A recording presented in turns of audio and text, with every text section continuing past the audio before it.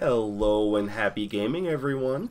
This is Dark Sage Walker, and the last episode that I had posted of Dicey Dungeons, I had started to talk about how I felt that Dicey Dungeons had some very similar structure and groundwork to Darkest Dungeon. And even now that I'm thinking about that, I can hear a lot of people saying, "Really, Dark Sage?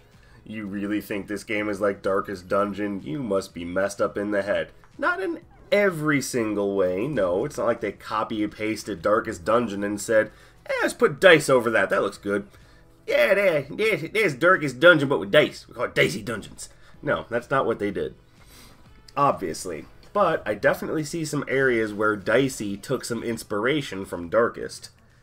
At least in my opinion. And I could be dead wrong about all of this. Absolutely dead wrong. And you know what? I'm fine with that. This is just my silly personal opinion after having spent a bunch of time playing Dicey Dungeons recently.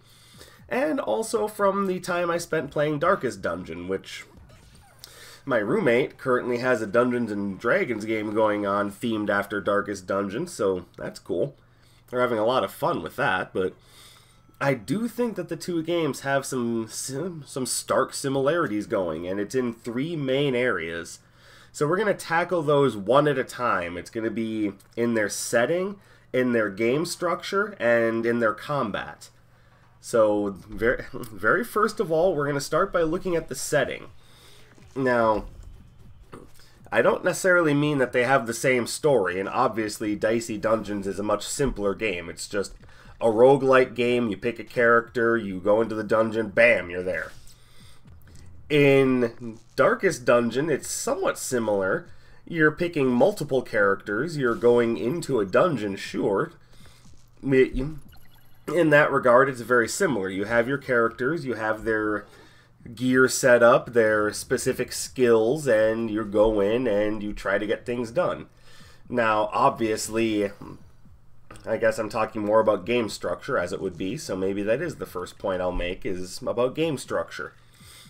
Now, in Dicey, you're not exactly going and building up a town. You're not looking for resources to do that with. But you are looking to free yourself from a sort of dark force, but we'll get to that in a minute. So,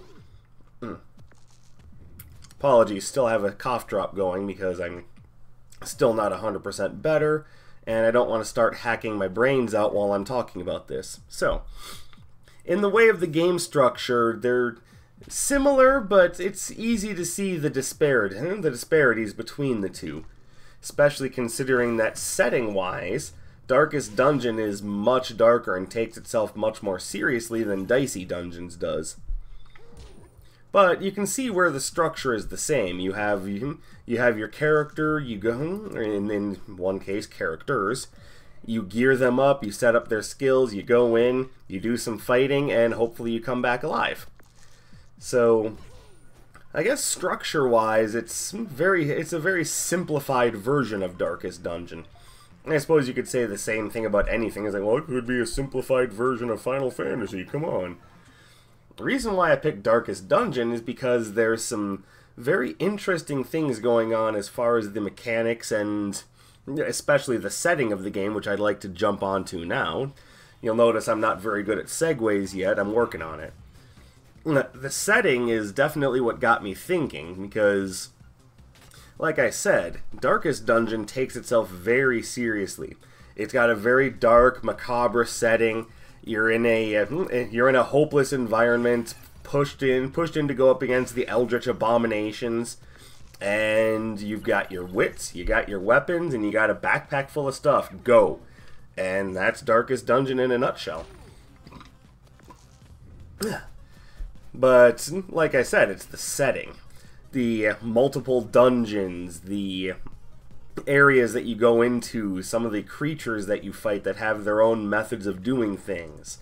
That, in and of itself, is very similar to Dicey Dungeons, but in Dicey Dungeons, it's a much more one-on-one thing, and the setting is much more lighthearted.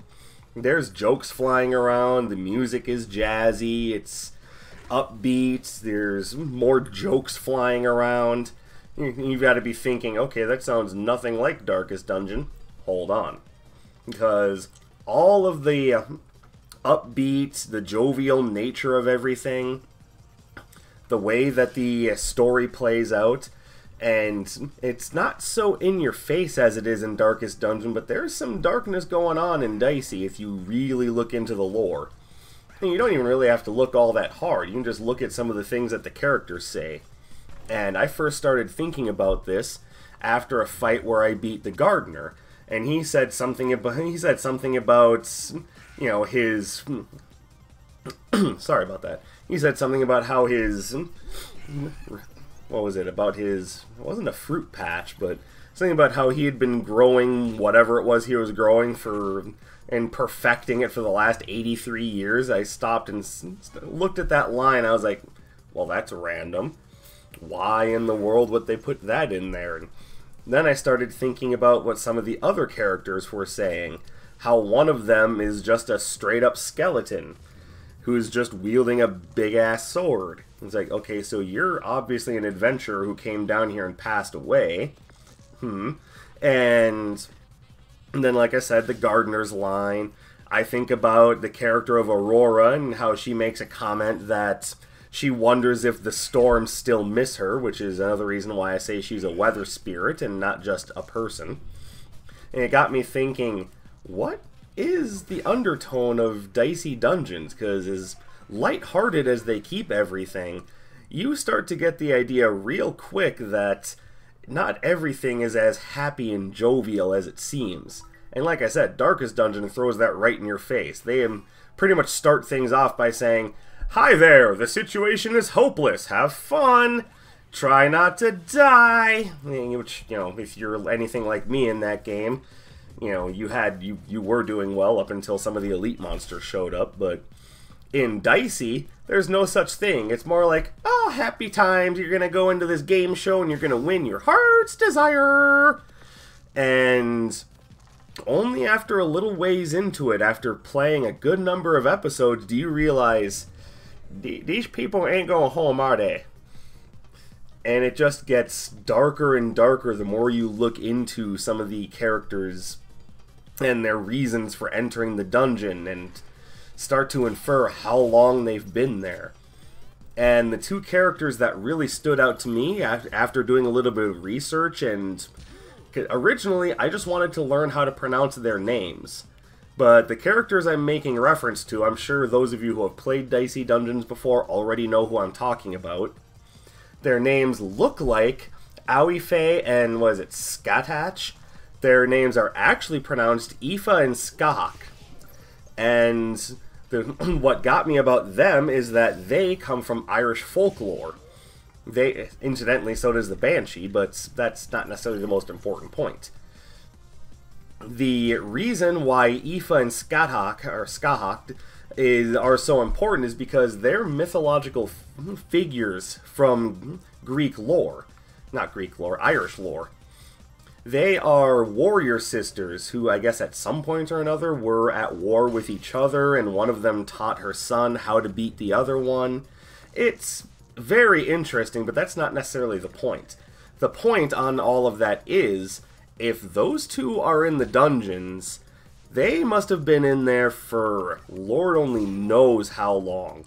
And it's no wonder that one of them acts like she's sick of fighting. And it's also no wonder that she, incidentally, is probably the strongest boss in the game, because she's supposed to be this mythical, near unbeatable warrior woman. And yeah, having to go up against her is supposed to feel kind of frightening. Same with her sister. Aoife and Skahak are definitely, or Skahak I should say, are easily the strongest bosses in the game. Like, I have no trouble tearing through Drake, as much as I hate to see him, because he forces me to alter my setup. I have no problem going through Audrey, or Buster, or Madison.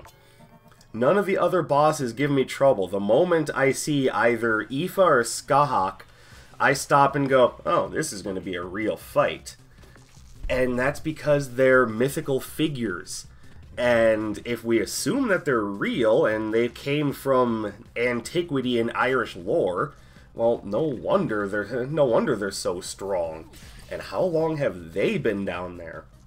Well, I haven't unlocked them in the collection page yet, but what were their reasons for entering the dungeons?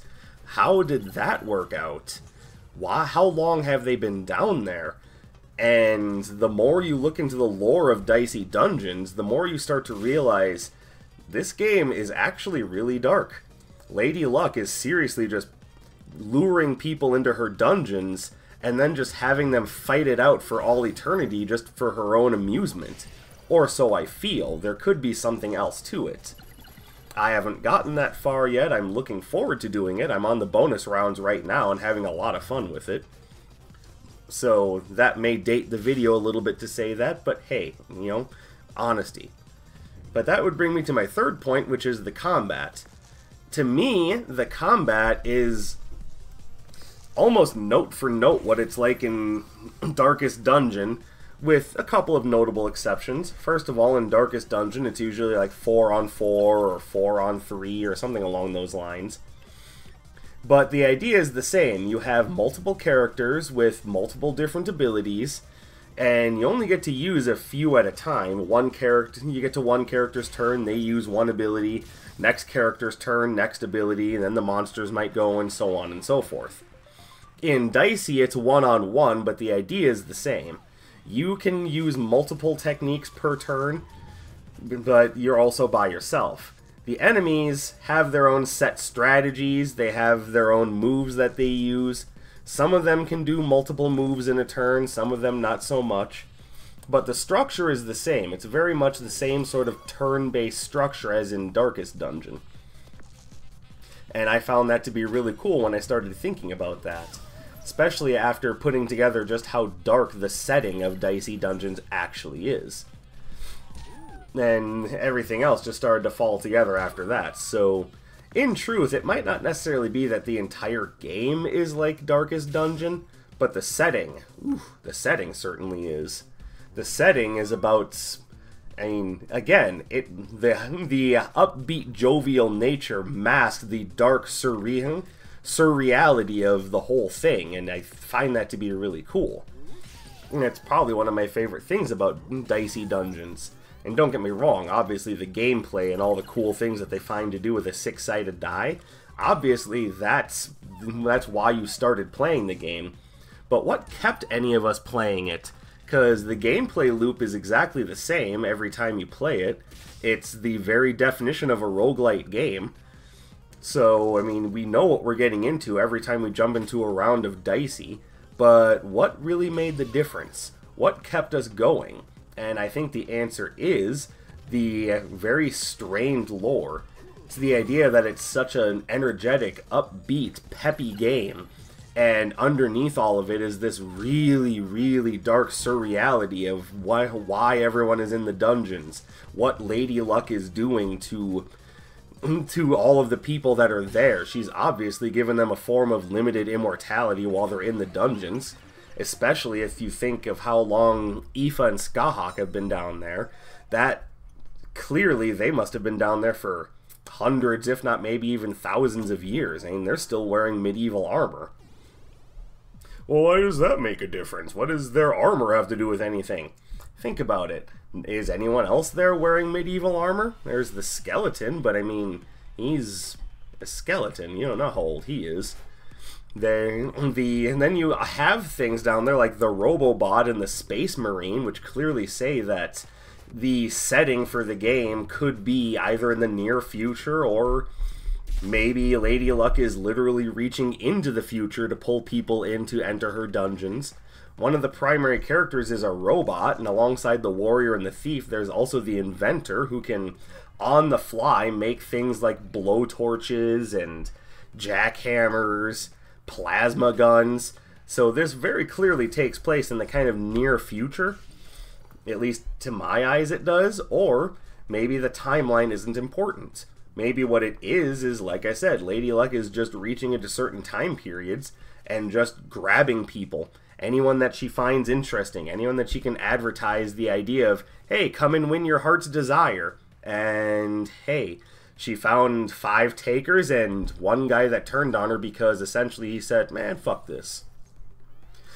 It's a very interesting story once you get right down to it. almost very Dark Souls in the way that it tells its story. It just throws you in almost in media res, and then has you figure it out as you go along, and I think that's absolutely brilliant. They've done a very good job, and if this is what they did with the storytelling of this game, then very clearly Dark Souls would be my thing. And I'm sad to say I've never played a Dark Souls game, but considering what I know about what they did with their storytelling and how much I like games that follow that structure, like this, like Shovel Knight is another good example, I'm probably going to end up spending a good amount of time catching up on Dark Souls just so I understand what exactly it is everyone's so crazy about. And you know, I'll have a good time doing it. I've always loved a good challenging game, and Dark Souls looks right up my alley. So, anyway, that's about all I had to say. I just wanted to share my thoughts, ramble off of my opinions, and I don't know, maybe some of you will agree with me, maybe some of you won't. Whatever the case may be, whatever you want to say, drop it in the comments and let me know. I'd love to have a conversation about this. So, that having been said, my name is Dark Sage Walker, and I will be seeing you